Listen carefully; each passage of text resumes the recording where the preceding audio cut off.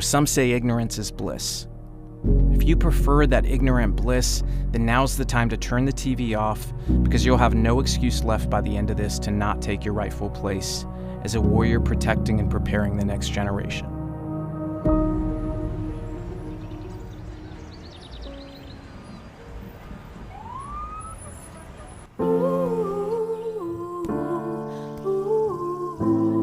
We're the Starbucks. We left the entertainment business because we knew that a silent war was being fought for the minds of America's children. And we knew that nothing would matter more than exposing it and stopping it. That's why we're here now, to expose the war on children. How long has this been going on? How did it happen? Who's responsible? How far down the rabbit hole does this all go? We know it's overwhelming, so let's start here. First, you need to understand that one of the most effective forms of normalizing the woke agenda is via something called the mere exposure effect.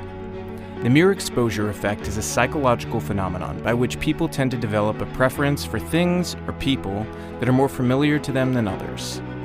That means the more you show someone something, the more they start to like it or prefer it. This psychological mere exposure effect is the reason society is now flooded with imagery of what would have been considered fringe by most people only 10 years ago.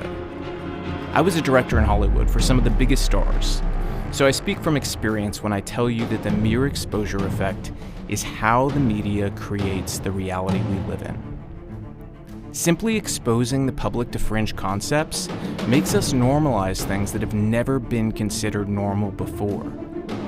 This social engineering is how you make people see theories as facts, facts as theories, opinions as violence, silence as safety, and men as fully able to become women with the snap of their fingers. With the power of the mere exposure effect, you can make almost anyone believe anything with enough pressure and exposure. This makes it one of the most dangerous weapons that kids face today. For instance, you might be wondering why some politicians propose seemingly ludicrous bills, like the one in Michigan threatening people with 5 years in prison for misgendering someone. It's not because they believe they can get away with it now. It's because they understand the process of normalizing prison over pronoun violations today so that it can become a reality in the future for the next generation. The mere exposure effect is why the concept of putting a screen in front of your child as a babysitter became normal. You saw people do it on TV when they were exhausted. You saw it in commercials. You saw it on social media. And then finally, it was normal. The mere exposure effect is also why Hollywood is flooding children's shows with woke agendas and sexual content, while most parents aren't looking because they have a trust bond with the shows they watched as a kid. I'm Gonzarella. Calling me a she or a he doesn't feel right to me. Oh, I'm sorry, I used the wrong name and pronouns. Hey, Blue! Trans members of this family all love each other so proudly, and they all go marching in the big parade. Come join the fun! The mere exposure effect is why Scholastic is featuring books pushing transgender ideology on kids. It's why Bugs Bunny was naked at a pride parade. It's why kids are bombarded with pharmaceutical ads on nearly every TV station. It's why the White House is flying a trans flag at the center of their flag display, and it's why nearly every corporation and sports team on the planet feels the need to create a custom pride logo that they use every June. It's why the Washington Post ran a piece encouraging kids to see kink at pride parades, and the New York Times ran a film review lamenting that the new Little Mermaid didn't have enough kink for their liking. It's why Target is selling trans pride toddler onesies and tuck-it swimsuits, and it's why they did TV shows and magazine covers to normalize sex changes for kids, but never did a show or cover updating you that those kids no longer identify as the sex they pretended to be on those shows or covers. So why would corporations take part in this effort to destroy the fabric of reality as we know it? To find out, we sat down with Justin Danhoff.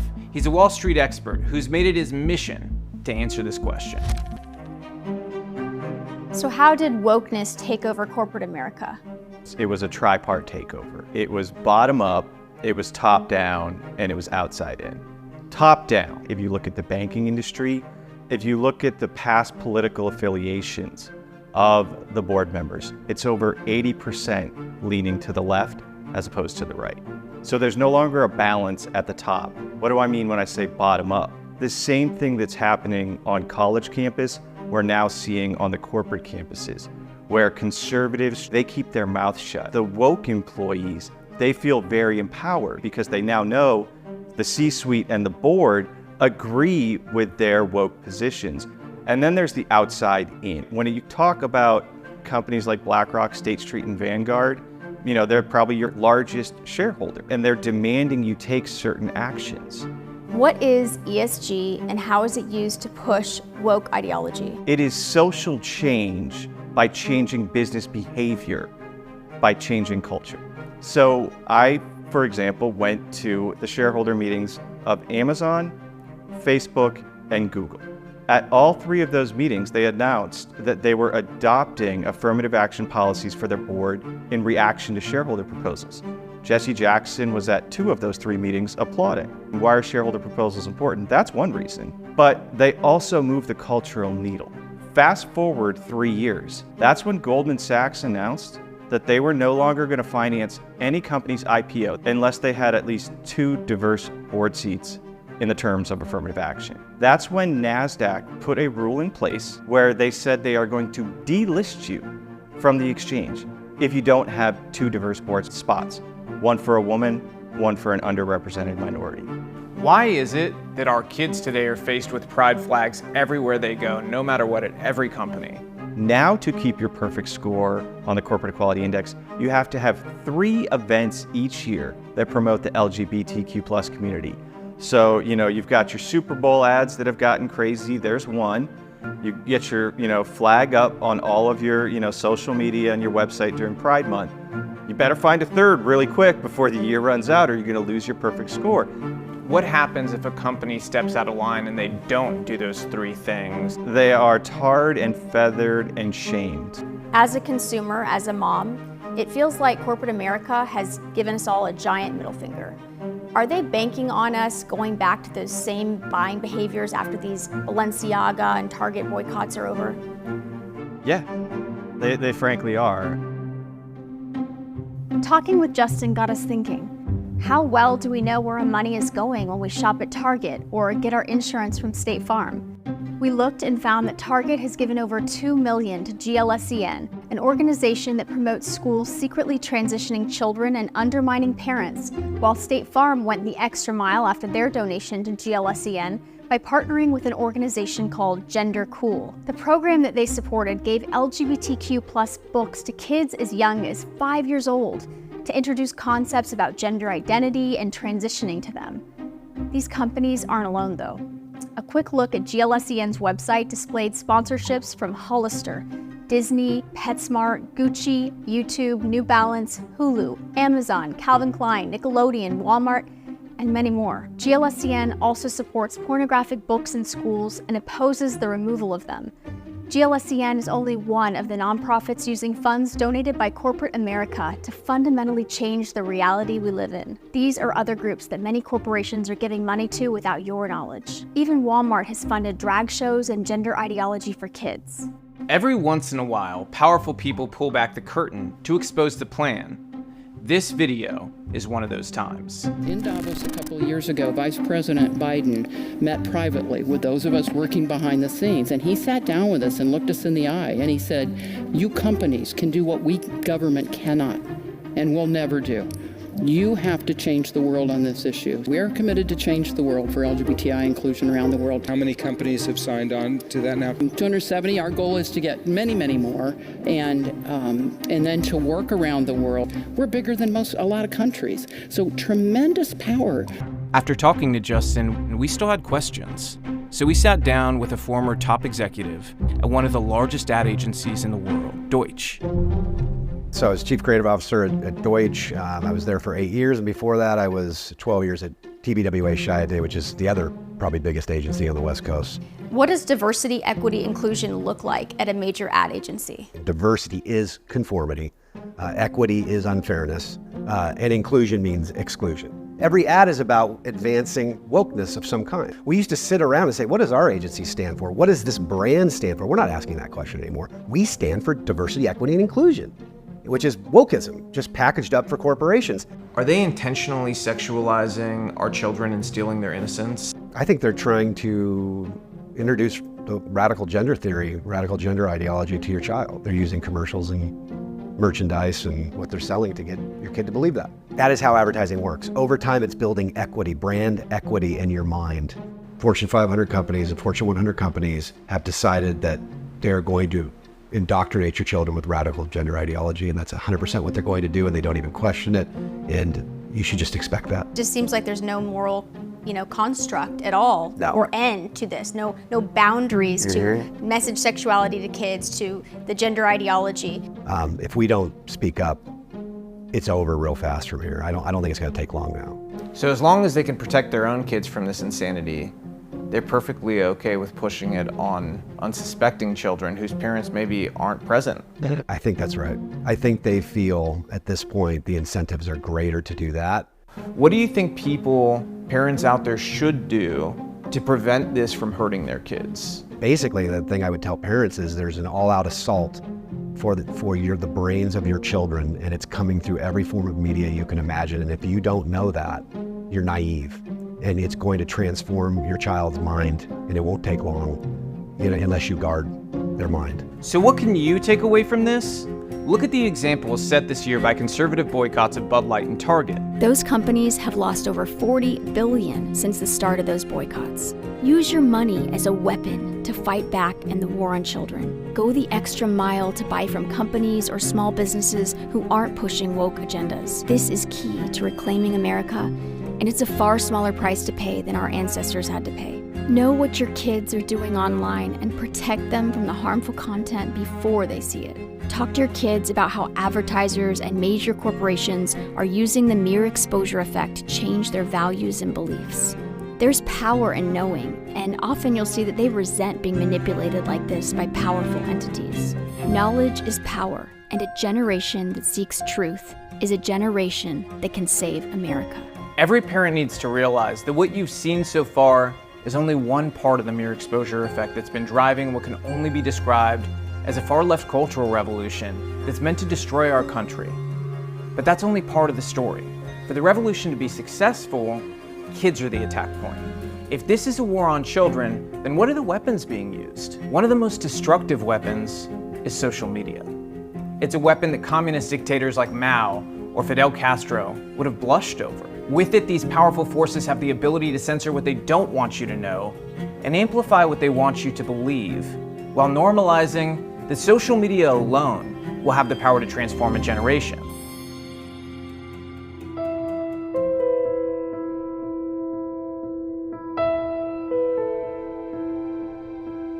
Have children died because of social media?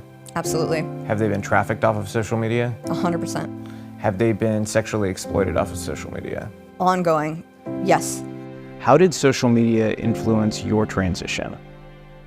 Well, honestly, I didn't even know that transition from female to male was an option until I was on social media and began being exposed to those type of communities.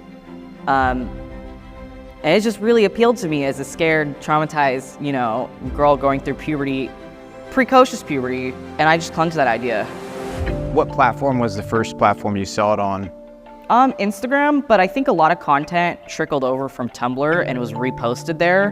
Did the algorithm eventually start feeding you this stuff in your For You pages and things like that, where you would immediately see it, even if you didn't follow the accounts? But I do think the algorithm was definitely geared toward, and would recommend more accounts and stuff like that. They were pushing the idea of transitioning? Right, like a lot of LGBT pages and stuff like that. It's definitely alluring, the idea of, a super accepting, loving community. How accepting and loving have they been since you detransitioned? Honestly, if anything, I feel like I've been hushed. I've been told I'm going to hurt trans people by speaking about my experience, and that I'm taking their rights away. So they want to erase you. That's what would make them happy. Essentially. At what age did you get into porn? So I got into porn at 18 years old and up until 23. And how did you get into it? So I came from an immigrant family that didn't have a lot of money. I wanted to have, financial freedom. So for me, it was very accessible. How has social media affected your life, your peers, and your generation as a whole. I'm scrolling on TikTok and I see these crazy people putting up the most awful things, and I imagine, I see little kids with TikTok. What are they looking at? I think that we have teenagers that grow up in society today and they feel heavily influenced. Now we're going to turn to the new warning from the Surgeon General this morning about growing concerns around social media and its impact on teens, and why he's calling on companies for rigorous health and safety standards. It really is influencing our generation in more of a negative way than a positive way, because people feel like they have to compete with these other people. I don't think a 10 or 11-year-old should have social media. A child is easily influenced. Social media addiction is a growing concern for many parents. In fact, according to Pew Research, 97% of U.S. teenagers go online every single day. Like, I'm young and I scroll through TikTok and I see all of these people who have jumped on the transgender bandwagon. Our generation is seeking affirmation constantly, and that feels good. And like, I think a lot of people our age don't even care whether that's a real person or not. Do you feel like you're fed explicit content, though, as a young person by these social media companies? Oh, definitely. Yes. 100%. I feel like it's allowing it easier to get to pornography. You see something, you can't always like unsee it and stuff. So they're finding this identity in social media, in pornography, from the LGBTQ religion. There's a higher percentage of women that are addicted to pornography now. I know for myself, I've fallen victim to this type of thing. Sometimes I'll see like a drag queen being so sexual and gross, and I'm like, what if the little kids who I babysit, who I see on their iPads, they're scrolling through TikTok, see that? People will get bullied if you don't have Instagram, if you don't have TikTok, if you don't have Snapchat, Twitter, whatever it may be.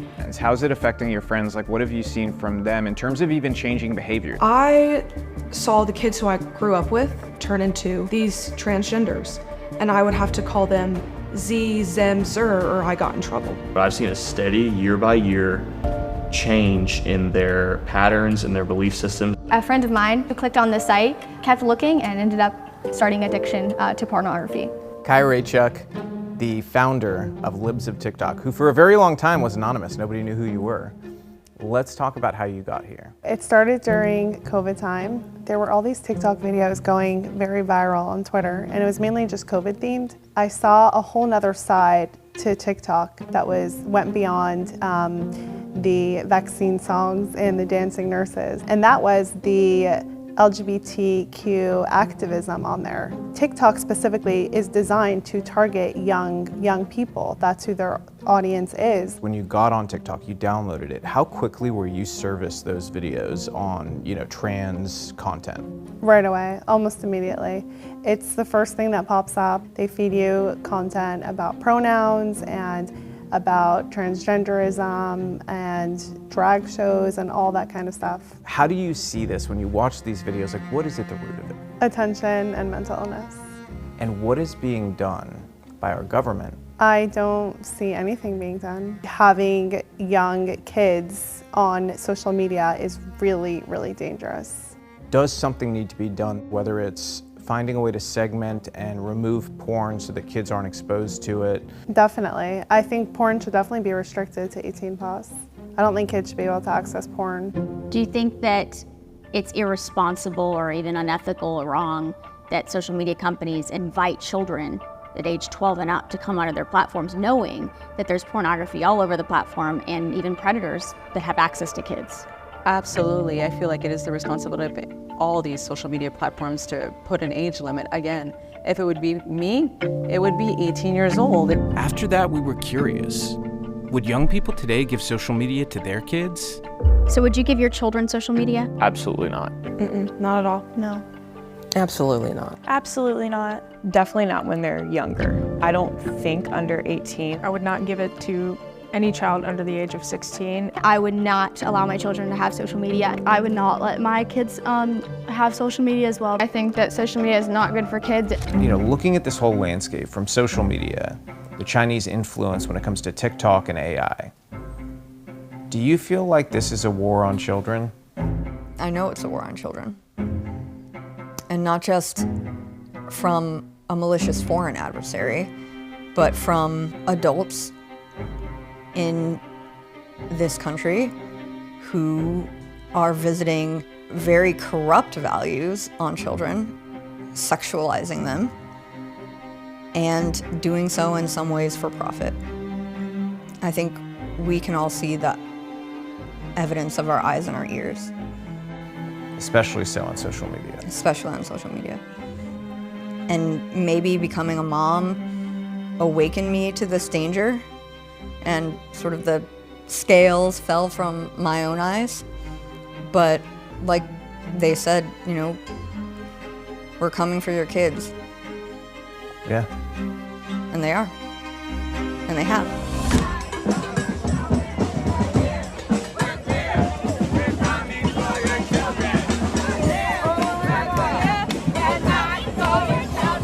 What do you guys think is a bigger addiction problem and is hurting more people right now within your age group? Cigarettes or social media? Social media. Yes, absolutely. Social media. No hesitation. No hesitation. Social media.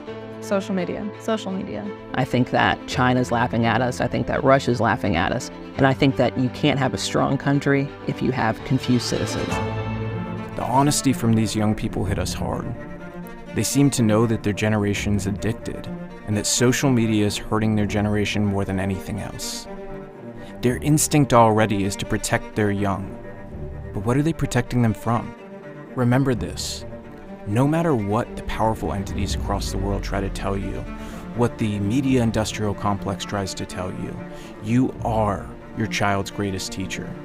And they won't always like what you say, but keeping them safe from predators and exploitation is more important than them being upset for a little while. We have to prioritize our job as the greatest teachers and protectors. Embrace the outdoors, embrace family time, embrace connection and faith, embrace wonder. Embrace curiosity with you as their guide. Reject the culture that seeks to destroy traditionalism. Reject isolation. Reject synthetic experiences and choose real adventure. This is a cultural revolution that operates both online and offline, in the open and in the shadows. You are the warriors charged with protecting kids from it. If you still need convincing that this is a modern cultural color revolution, what's another sign that we're living through one? The remaking of parenting and education. But to understand where we're going, you have to understand where we are, where we were, and where we're going. Let's start with where we were. Sexualization in school used to be almost non-existent. Parents raised their kids instead of relying on screens. They took them out shooting targets, swimming, playing games, and exploring nature. Life was built around real experiences. And at school, we didn't have books with graphic illustrations of different kinks we could explore in the library. States didn't sue school districts in an attempt to force them to hide the gender identity or sexual orientation of students from their parents. We didn't have teachers forcing us to watch videos where we were exposed to pride videos featuring adults in intimate embrace. We weren't taught about blood play or bondage during sex ed. And we were taught to never keep secrets from our parents because predators could use that secrecy to groom you into abuse. Is it concerning that we're normalizing keeping secrets from parents, or that you would be asked to do something? Does that make you feel that you're putting your students at risk? Absolutely. I'm gonna get emotional because I've been in that position as a child where really awful things happened to me, and that individual wanted me to keep it a secret. I thankfully, from a young age have always stood firm in what's good and right and true, and I immediately, the second my mom picked me up from school, told her what happened, and she took it to the police. It was so scary for me. I was put in a police car and we went to his house, and I was so scared he was gonna see me, but they let me know, he can't see you. We have bright lights on him. We just need you to tell us, was this him? And I said yes, and it turns out that he was abusing his kids. And my mom and grandma told me that I was the little girl's angel because that abuse was finally, taken out of her home because I didn't keep a secret from my mom. And if I had, we can imagine, how that would have played out. That abuse would have continued. I try to look at everything happens for a reason, and we have the choice to handle it in truth.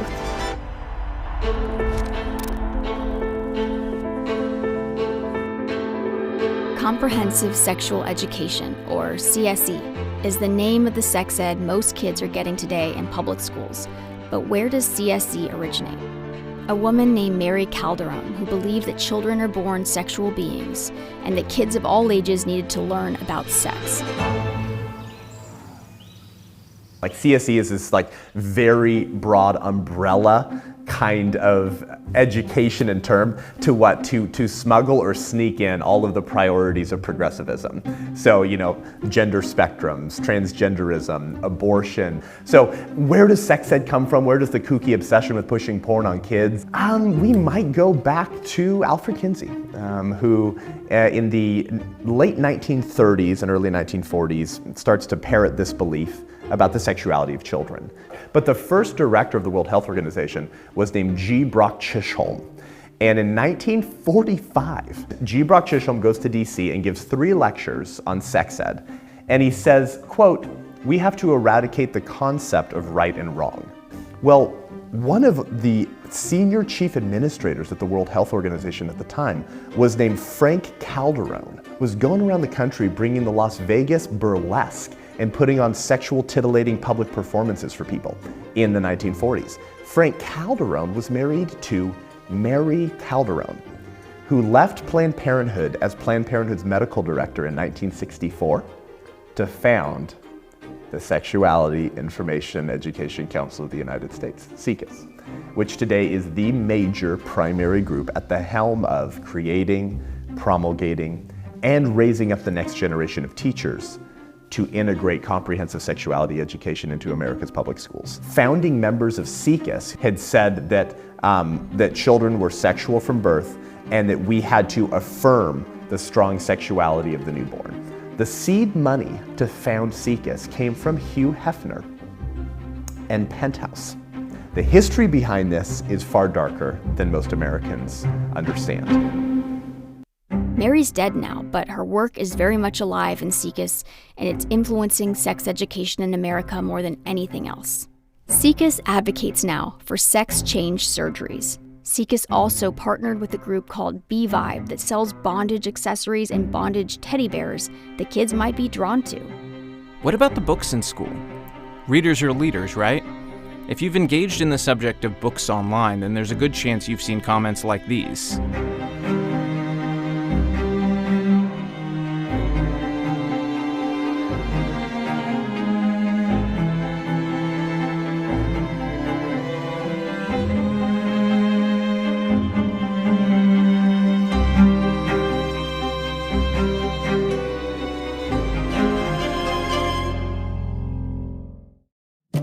People like you have been bold enough to say, this doesn't belong in our schools. This is what you don't want kids to see, is that correct? Exactly. And why is that? Why do you think this is inappropriate for children? That is grooming, but it's also a form of mental rape. You don't think that this is empowering or inclusive in any way when they talk about eating their own bodily fluids from sexual functions? That's not something that you think is empowering or inclusive for our children? You know, I'm filled with righteous indignation. We have people in this country, they will go to any extent to push their level of normalcy, which is really abnormal. It's abnormal to put that level of content in front of a child in the name of making sure that a gay boy or a lesbian girl can feel good at school. What educational benefit will a child learn from even thinking about the idea of ingesting their own body fluid? These are celebrated books by the largest association for librarians in America. So parents need to understand that. So if you've ever heard this idea that there's just no pornographic books in our schools, I think we proved that wrong today. And we're not into banning textbooks, we want to ban filth. I had a really hard experience with these books that I was reading from freshman year to sophomore year and even in 8th grade. There was books about masturbation and books about rape. And I'm a teenage girl and I'm reading this and it's horrifying, it made me uncomfortable. We want to ban pornography. And we want to expose children to wholesome literature. We're each busting a load into this bottle. If you don't come, you have to drink it. Ha ha ha. Give me that. I'll show you how to do it. It comes with illustrations. This one is called Flamer, okay? Every one of these books can be found that we're showing today in a school library in America. And again, this is depicting children. This is supposed to be kids. People in the Democratic Party who say there are no pornographic books in our schools. What would you tell them? I would say that they have reprobate minds and that their conscience has been seared with a hot iron. I think in many ways the adults had to become desensitized first to be willing to subject children to this type of content. What happened to society where we've all been groomed to now think that there's some sort of subjective interpretation of a blowjob or anal sex tutorial showing that to minor children? Oftentimes we hear about mama bears speaking up at school boards and addressing these issues. I'm trying to call forth the papa bears, men. And so I'm reminding men in America to stand up, square your shoulders, use the authority that God gave you, because men are called to be providers and protectors. But today, our men in the culture, our pastors in the culture are not engaging the intruders. The enemy has not crept around the back door. We have brought in the enemy through the front door, and we're giving him the red carpet to push his agenda. I don't know that there's a more important call than that right now, that men need to stand up, because we've been involved in this fight and I've seen so many moms stand up, but dads seem to be slinking in the background. And I'm asking for men in the culture to stand on their post and to address these issues, because we are almost at the point of no return. After investigating these books, we had to ask, are teachers okay with this? To find out, we looked into the views of the teachers' unions. The National Educators Association is the largest teachers' union in America, and we quickly found that this year they put genderqueer on their summer reading list. And we found these recent panels at their annual conference. They include panels on critical race theory, so-called pedagogies of change, modeling climate change action, using education as a lever for environmental justice, decolonizing, recruiting allies, how to establish safe spaces, how to counter the, quote, right-wing echo chamber, how to bring social justice into curriculum, reparations, gender theory, pronouns, encouraging student activism to achieve equity and justice. They also went on to have panels on transformative social change and using social-emotional learning to bring about the transformative change that they desire. Social-emotional learning programs are in just about every school now, and the warm fuzzy name makes a lot of people feel good, but what is it? Well, social emotional learning is a mental health and anti-bullying program that was originally brought into schools to teach kids how to manage their emotions and how to build healthy relationship with others. Unfortunately, now that has been completely changed. In 2020, the SEL standard bearer, CASEL, which is a collaborative for academic social emotional learning, changed the definition of SEL and its 5 core competencies to be a thing called transformative SEL, which is a completely different way of teaching SEL in that it does it through a racial and equity lens. What exactly does that mean? Right, so they think the original way that social emotional learning was taught was racist itself. They said that it made children of color had to conform to the norms and standards of this white supremacist culture, and therefore it needed a whole redo. And what they're doing now is they're taking subjects that are usually taught in SEL, like empathy and perspective taking.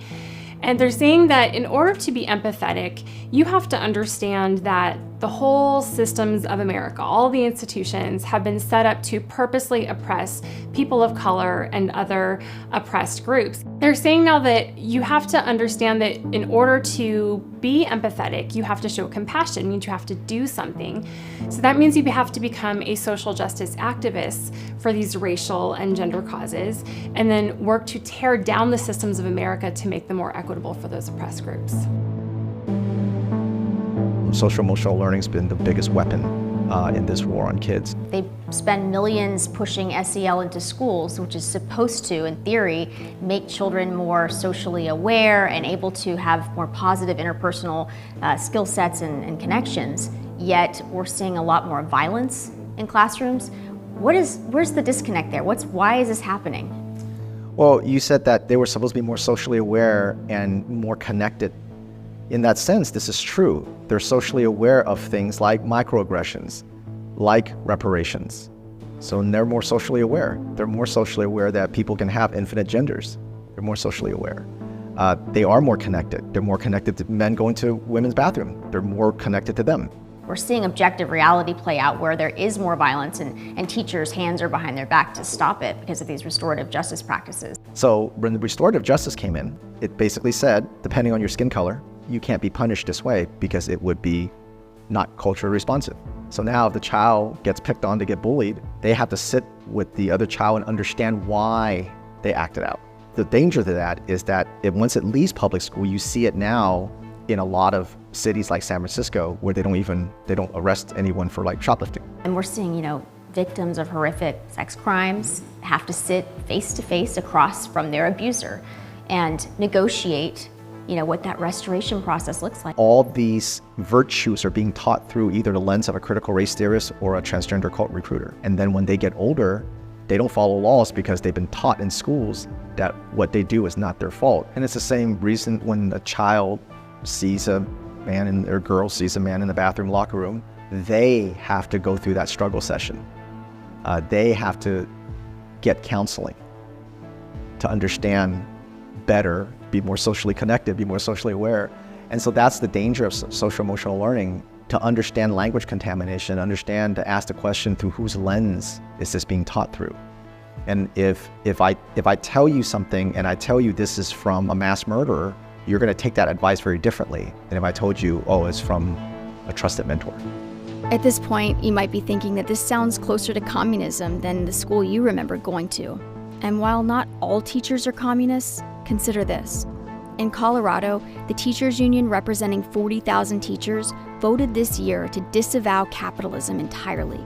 In a statement that read, "The CEA believes that capitalism inherently exploits children, public schools, land, labor, and resources. Capitalism is in opposition to fully addressing systemic racism, the school-to-prison pipeline, climate change, patriarchy, gender and LGBTQ disparities, education inequality, and income inequality." In Oregon, a high school teacher at Churchill High School recently asked his students to write stories about their sexual fantasies. The California Teachers Association Conference had a presentation on how to introduce unlimited genders and transgenderism to toddlers, while yet another English teacher in Pennsylvania showed his students penises and videos of ejaculation, and another had kids in her class read a book we discussed with John Amachuwu called "This Book is Gay." Stories like these seem to happen on such a regular basis that the shock factor almost begins to fade away.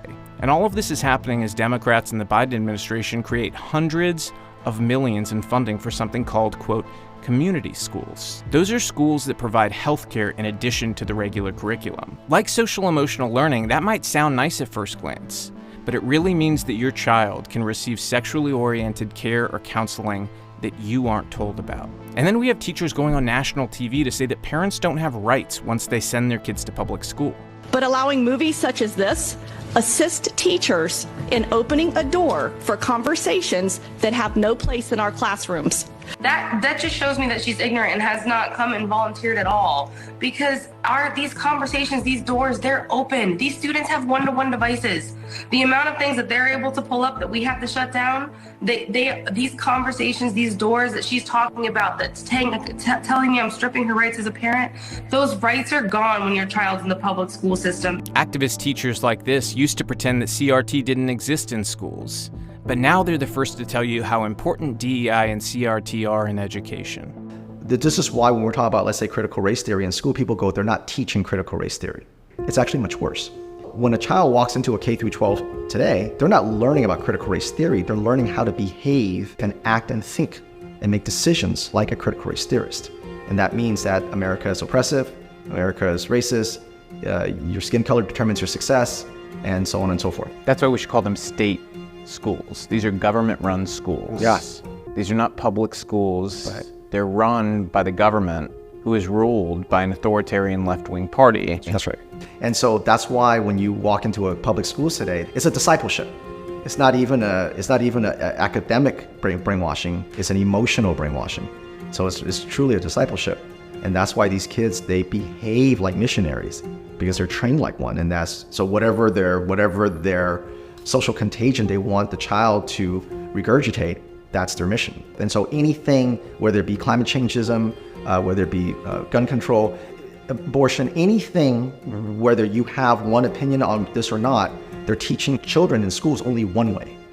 And that's how that's that critical consciousness that underpins a lot of the critical race theory. And transgenderism is just one of the ways. It's not a separate thing. It's just one branch, and it's an effective branch because it sexualizes kids, and obviously it destroys them, and that creates very useful angry soldiers. So we wondered, do DEI or CRT make John Amanchuwu feel included as a black man in America? What does it mean to you as a black man, as a black father?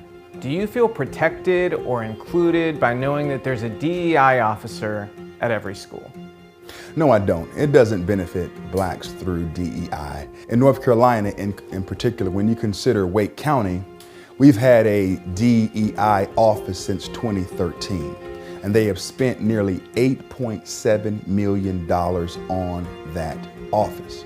And where are the measurable outcomes? You can't find any. But what about the good teachers? There has to be some good teachers left, right? Right. But to find the schools and teachers who aren't embracing this woke revolution, you have to be involved and not be afraid to ruffle a few feathers by asking questions. You're a teacher who refused the transgender ideology at your school, and in return you were fired, and the school refused to accommodate your religious beliefs. How did that make you feel? It felt surreal, and it still does, honestly. You could have never told me that I would spend 7 years going to college to become a teacher, live out my dream, impacting and influencing, the next generations, only to 6 years into my career be let go of because according to my school district, they could not accommodate my religious beliefs. So that's where it gets really interesting, because it started with, as you mentioned, the transgender policies that were placed on me. These policies they presented me really essentially are wrapped around lying. So lying to students first and foremost, because they've asked me to call children by whatever they want to be called by, whatever gender, pronoun it is, I have to go along with that. And so if you really think about that, right, that is lying to a child because they're confused. And as adults, we're supposed to step in and guide them, on the path of success and prosperity and hope and positivity, and to go along with the lies that they're experiencing, that would not be, in my eyes, doing my job. And so it was so bizarre for the district to say, no, you have to. To keep your job, you have to go along with it. So to be very clear, the policy was, if you have a student and they say that they go by ZZim or clown self, which is a real pronoun that some people use, you had to call them that. Correct. And it gets worse than that too. When they presented that policy to me that I had to, they said, refer and respect students' gender preference or pronouns. That was in writing. And they then said vocally, you also need to withhold that from parents. And I looked the superintendent, assistant superintendent, dead in the eye, and I said, are you asking me to lie to parents? And he said, yes. The problem with cultural revolutions is that they build underground, almost invisibly for many years, until they happen seemingly all at once, in such a dizzying pace that it'll make your head spin. And while they're all different, every destructive cultural revolution has a few things in common. One is separating parents from their children. This even happened to my family in Cuba, where they survived a communist revolution. Kids in state schools were reported for reporting on their family members, not dissimilar from how some were asked to report on their families during COVID if they broke COVID guidelines. And if you think you're automatically safe in private schools, think again. So if a parent says, I want to get away from this craziness in the public schools, they send their kid to private school, their kid is safe now, correct? Unfortunately, no. I think it used to be that simple, but today, unfortunately, it's not. And so most private schools are under the umbrella of the NAIS, which stands for the National Association of Independent Schools. Just because you send a child to private school, it doesn't mean that they're automatically safe at all. There's really two reasons for that. Number one, the NAIS, they have these decrees that they come down and say, you have to follow these. Now, does every private school follow it to the T? No, but a lot of private schools do. NAIS is an organization thousands of private schools in America associate with. And it's at the forefront of pushing this far-left ideology. They even make recommendations that they stop using terms like boys and girls in favor of gender-neutral terms like students. And at their annual People of Color conference, they had panels called White Boys Behaving Badly, and another panel called No More White Tears. Suffice to say that if your child is in a private school, ask that school about their association with NAIS. Besides the NAIS, they're still largely using the same pool of teachers. So just because a teacher goes to a private school, they're still being trained under the same colleges that indoctrinate the teachers. Parents are trying to find the path of least resistance. What's the least I can do to get my children an education? This movement of separating children, of creating the revolutionists, is everywhere. It's in cereal boxes, is on YouTube Shorts and YouTube Kids and Instagram Stories and private schools and public schools and in Barnes & Nobles and everywhere. And so you can't, as a parent, ever say, my child is good, because you need to have your hands in everything that they do. The key to regime change and revolutions is to separate children from their parents. Bad actors are working to do this now through various means. One of those is gender ideology. Your daughter was secretly transitioned at school. My father passed away and unexpectedly, and then I was diagnosed with breast cancer. So my daughter was in 5th grade at the time and was distraught over some of our family dynamics. Reached out to a guidance counselor and told her that she thought she was a boy. That guidance counselor immediately walked her after that meeting back to class and asked her if she wanted to be called her boy name and boy pronouns at school, and went ahead with that transition without me knowing. There's a policy in place right now that if your child identifies as a transgender and they just have to say that they're not ready to tell their family, that the school can transition them without your knowledge. This policy has to do with children as young as 5 all the way through high school. A 5-year-old can be transitioned at school without parents ever being notified in the state of California. Yep, all the child has to say is that they aren't ready for their family to know. And it's all in the name of the child's right to privacy. Well, if they're able to consent to something as serious as changing their sex without their parents knowing, wouldn't the next natural step be people saying, oh, they can consent to sex with adults then? To me, that sounds crazy, but also what's going on when it originally happened, I felt was crazy. And that's why I worked my way up within the district saying, how could you allow this with my child? When summer hit and she was removed from that environment, and she wasn't around that counselor and that school, she immediately went back to wanting to be a girl. As she came to me after a couple months and said, Mom, what happened to me at school was just so wrong. I just feel like it was really fast and I really didn't understand what being trans really meant. This agenda has been more successful than some realize. The CDC's most recent report on youth found that a record 25% of high school students identify as something other than straight. That's an over 600% increase from the 2.8% of baby boomers who identify as LGBTQ. Pro-mutilation activists have said this is because of increased acceptance, but we found that this is a number not replicated anywhere else in the world.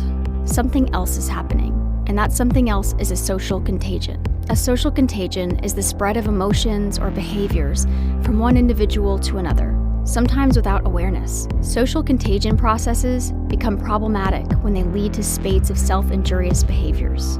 That sounds an awful lot like what's happening when TikTok feeds you videos about transgender ideology and you start to question your own gender. The attack on identity becomes even clearer when you see a mom describe how they knew their kid was trans based on their green vegetable eating habits.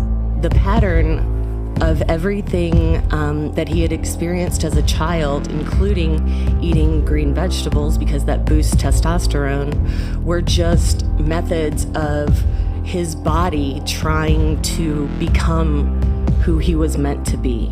You see, successful countries, a lot like successful people, have a track record of certain traits, like strength, resilience, outside-the-box thinking, and confidence.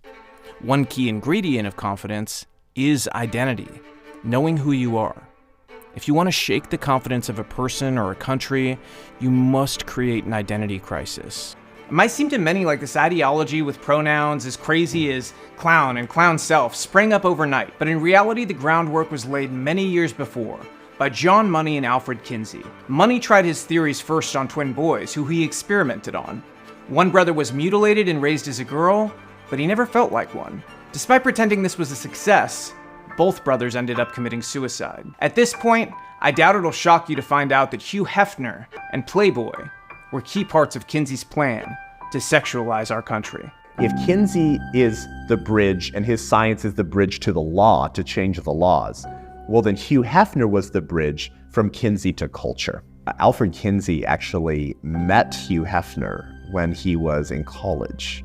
And Hugh Hefner was a virgin at the time. And he revolutionizes Hugh Hefner into the playboy that he would become. Hugh Hefner would say things like fornicate early, fornicate often, and fornicate everywhere. So, what's the motto of Playboy? Bunny. Yeah. And what do bunnies do? They hump.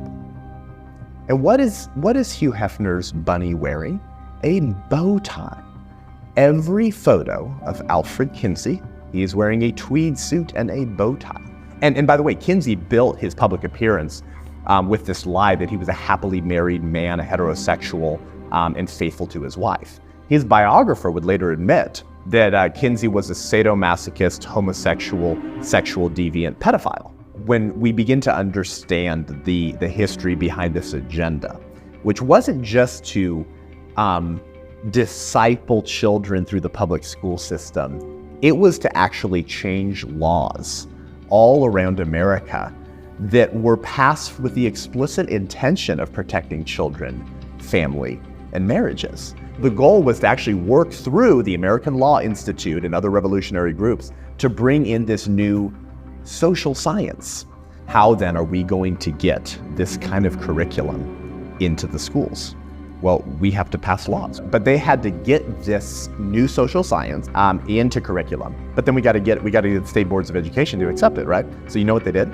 They start sending sex experts to lobby and argue before state boards of education to accept this new radical sex ed as just the norm, healthy public health kind of curriculum we need.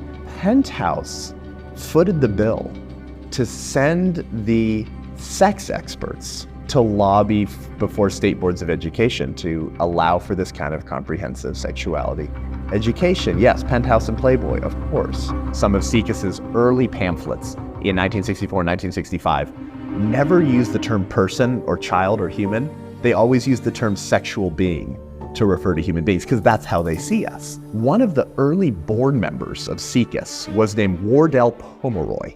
Wardell Pomeroy was a very close friend of Kinsey. Some people actually think a lover. Guess who became the executive director of the Kinsey Institute? Wardell Pomeroy.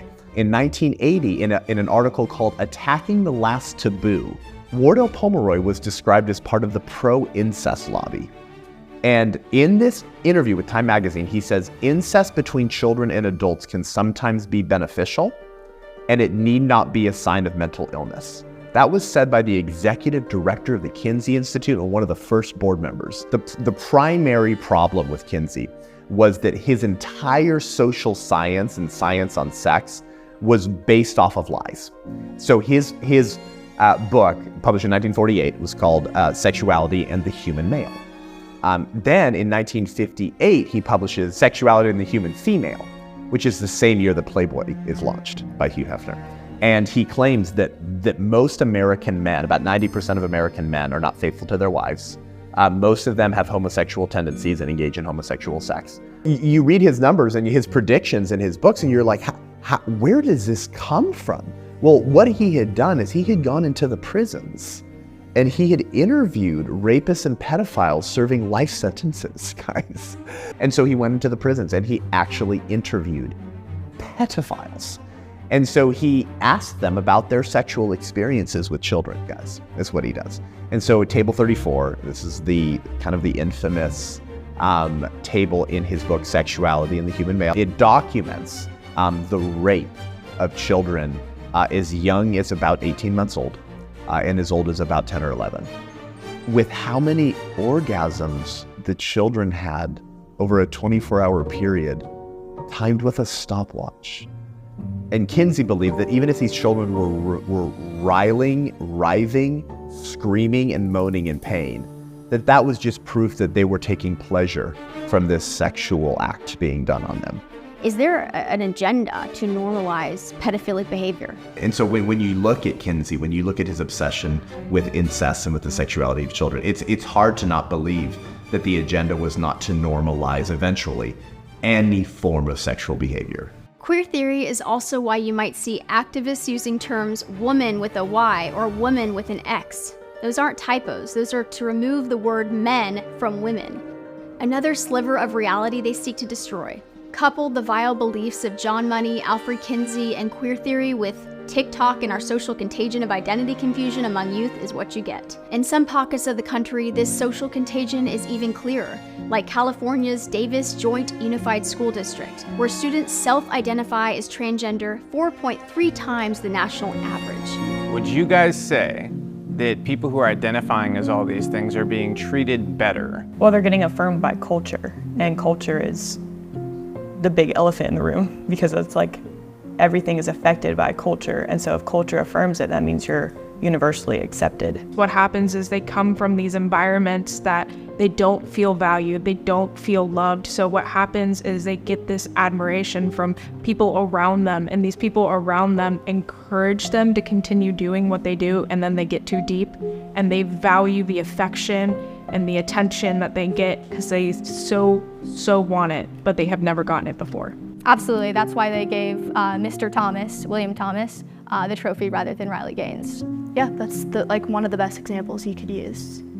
Exactly. Well, at this private school, the teachers, would favor these kids who were going through this, and they would give them extra attention. After class, more attention towards them. They're just worshiping these kids, and that makes them feel good, and that makes them want to continue to do it and make it worse, put it out there more, and indoctrinate other people, their friends, their family, into this ideology. California's 2020 to 2021 main report of the California Healthy Kids Survey also found that kids who identify as non-binary self-report far more mental illness than other kids do, including chronic depression and suicidal ideation. If you think kids can't be influenced by a litany of algorithms on TikTok, then you're not familiar with the famous psychological experiment conducted by a man named Robert Kleck. He was a psychologist at Dartmouth University. In the experiment, they put a fake scar on people's faces who were going into a room with other people.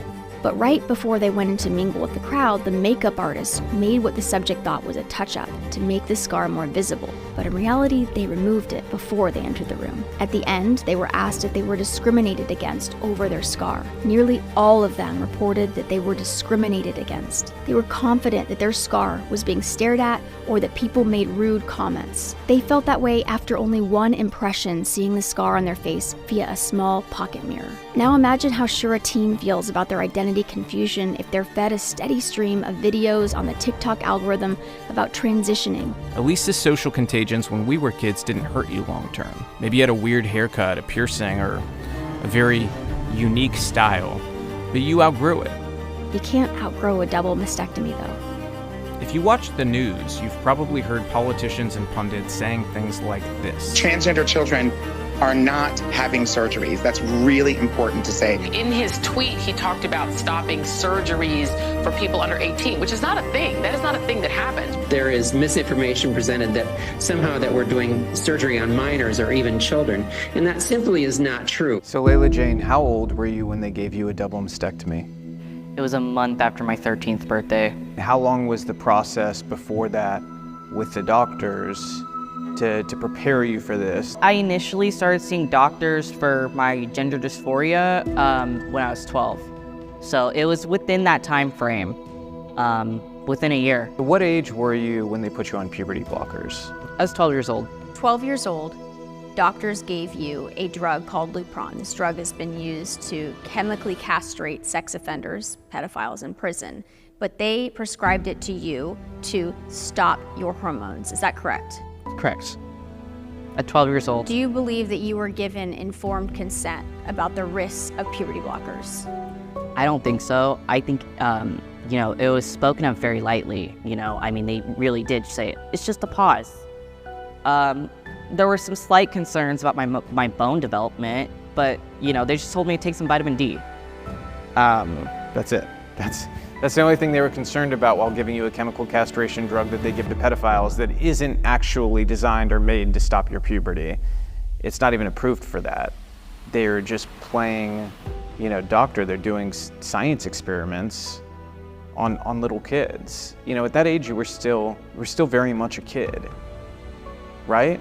Right. I mean, I was really naive. I didn't have an understanding of the world. I wasn't even in high school yet. It'll never leave my mind how Layla looked when she walked in the room with us. She was a damaged young girl. Her anxiety was palpable. Before she ever said a word, my heart sank as I wondered how a doctor could ever operate on such a vulnerable child. They took an oath to do no harm. How? And then it hit me. We have a daughter older than Layla was when the doctors did this to her. The other side says to listen to trans people. Well, Layla did identify as trans.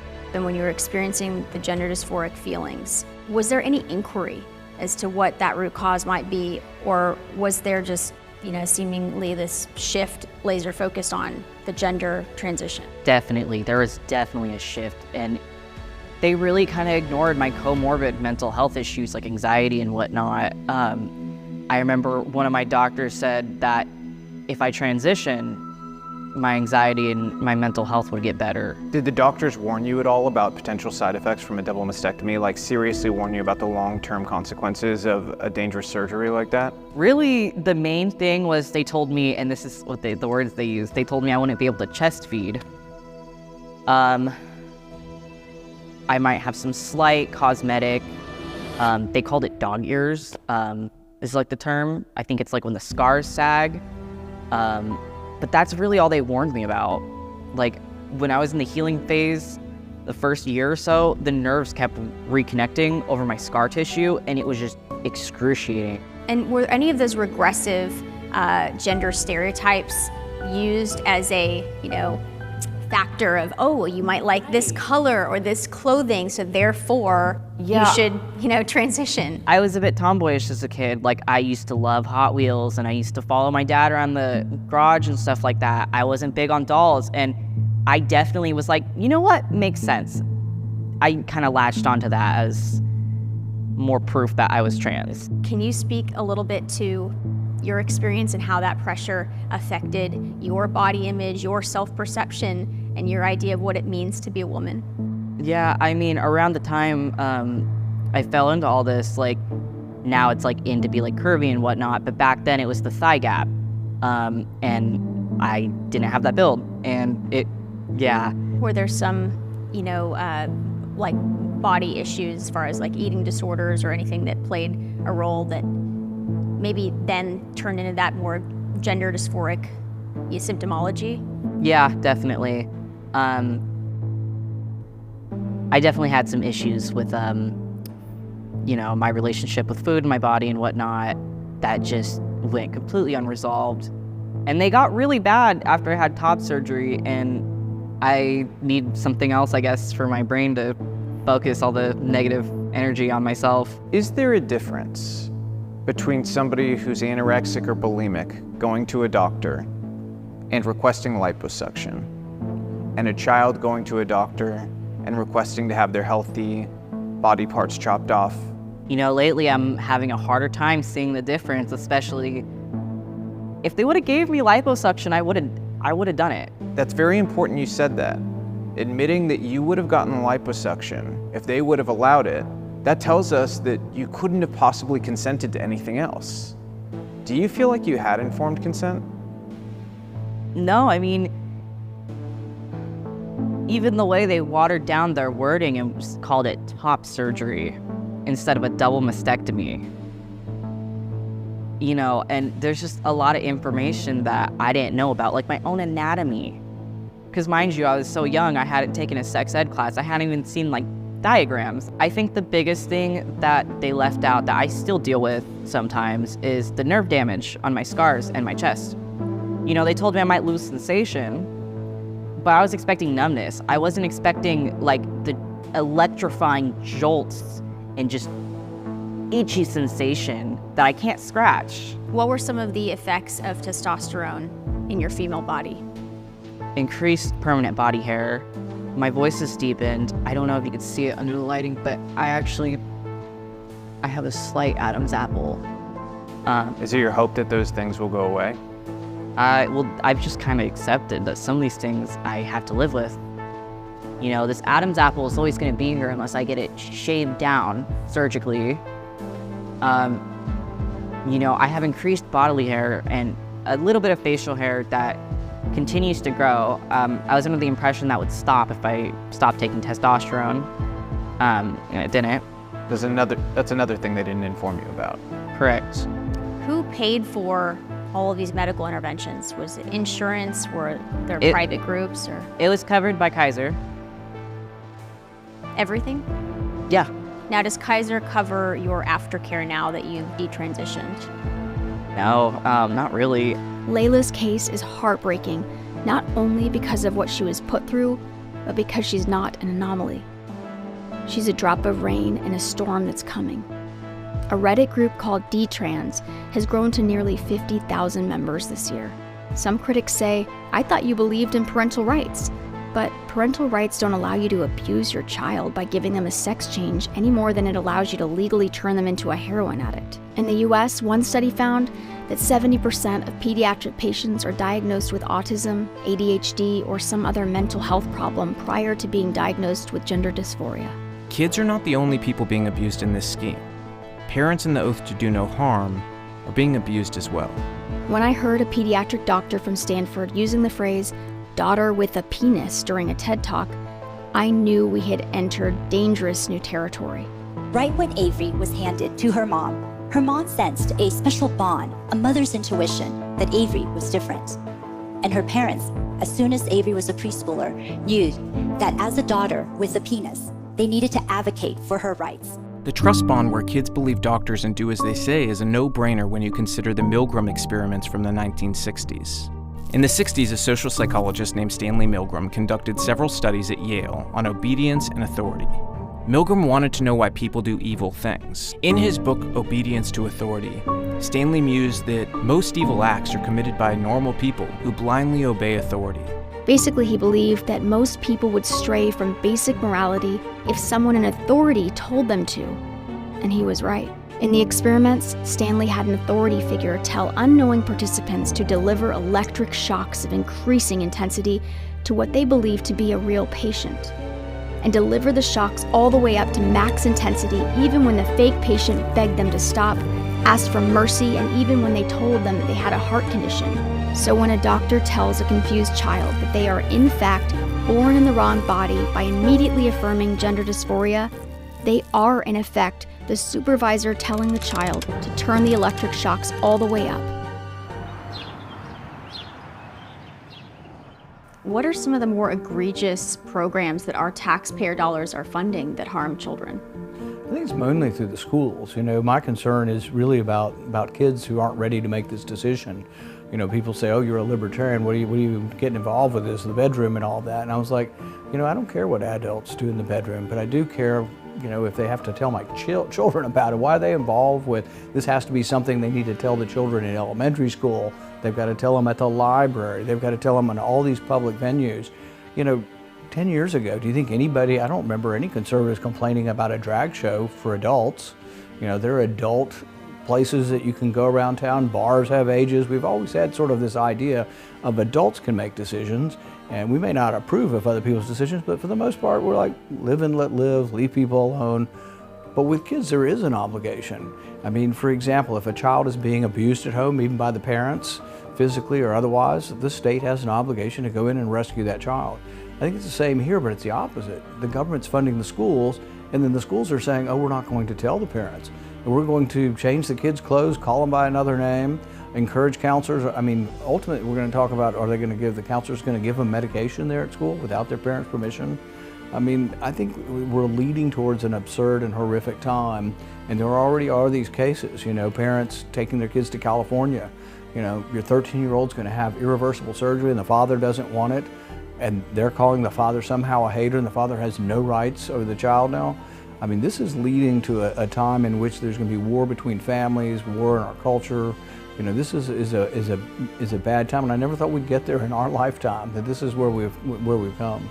Can you tell us the answer, since Dr. Rachel Levine, can a child consent to these transgender surgeries? You know, it's a question that's been going on for a long time. What's the age of adulthood? When can children make decisions about their medical care? We always had, and it was pretty much decided. I mean, I've worked as an emergency room doctor. If kids came in, even with a small laceration, we would begin cleaning it up, but we wouldn't sew it up, even a small little incision, until the mom or dad got there. In Oregon, your kid can transition at 13 and have parts of their body removed, but can't get a tattoo without their parents' permission. It's kind of sort of absurd. And it's sort of the opposite of what you hear from the media. From the media, you hear all these kids are being bullied and they're going to commit suicide because they're being bullied. I think it's the opposite. I think they're being encouraged, they're being affirmed. Everybody's saying, we're so proud of you. If you go, or someone advises you go to a gender dysphoria clinic, I guess they don't even call it dysphoria, gender affirming clinic, or whatever they want to call it, when you get there, there's nobody giving you the other side of the story. The only people who work in these clinics are people who have either had the surgery themselves or are huge advocates for this. It's a one-sided process. What can you do? Speak up. That's what every abuse survivor we've talked to has asked you to do. The conversations are going to be uncomfortable. You may lose a friend or a client, but speaking up is how this ends. Some may even ask you, why do you care? These aren't your kids. Let them do what they want. But this line of thinking ignores the reality that our kids are going to have to grow up alongside these issues, and sometimes inside a locker room with them.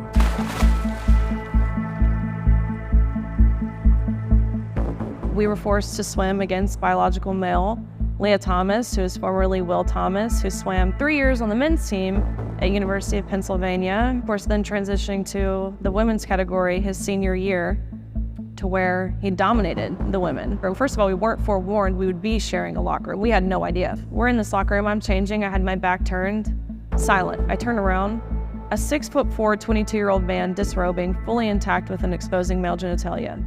The only time we became aware that this was the arrangement was when we had to see it with our own eyes.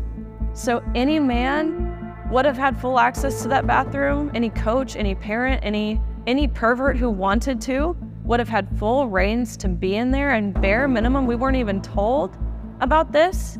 So they most certainly want to normalize this. They want to take away our rights to privacy. Is it fair to refer to what happened to you with Leah Thomas exposing his penis to you and other female swimmers mental rape? No, it most certainly is fair to say that. If a man would have walked into a woman's locker room, a DA is walking in there arresting this man, and he is getting charged with sexual harassment, voyeurism, indecent exposure, and I'm sure the list can go on of charges. But now it really is celebrated. It's encouraged. That next day of competition was the day that Thomas and I raced, and almost impossibly enough, it resulted in a tie. We get out, we go behind the awards podium where the NCAA official looks at both Thomas and myself and says, great job. But you guys tied, and we only have one trophy. We're gonna give Leah the trophy because Leah has to have it for pictures. That's when I was no longer willing to lie. And that's when I ultimately took this public stance in acknowledging how it's harmful to women, not just female athletes, to women. Leah Thomas was nominated for NCAA Woman of the Year. That's how they honored Thomas for taking away our rights to our privacy, for taking away our scholarships, our spots on that podium, our dignity.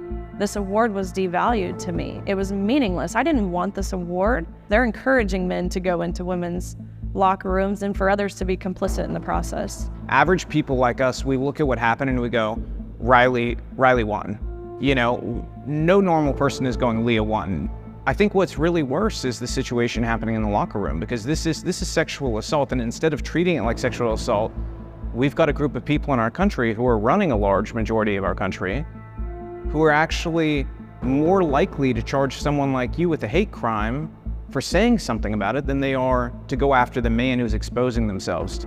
When they can't win this argument or get confronted with victims of their ideology, they often turn to something Marxist revolutionaries have always turned to: Old-fashioned lying. That's why they try to claim these surgeries don't exist, despite mountains of evidence that they're happening at record rates. And it's why you'll hear people pretending that there's no competitive advantage for men or boys playing sports against actual women. Women and some that are short. You don't believe that a biological male has a physical advantage in sports over a biological female? Not as a definitive statement. How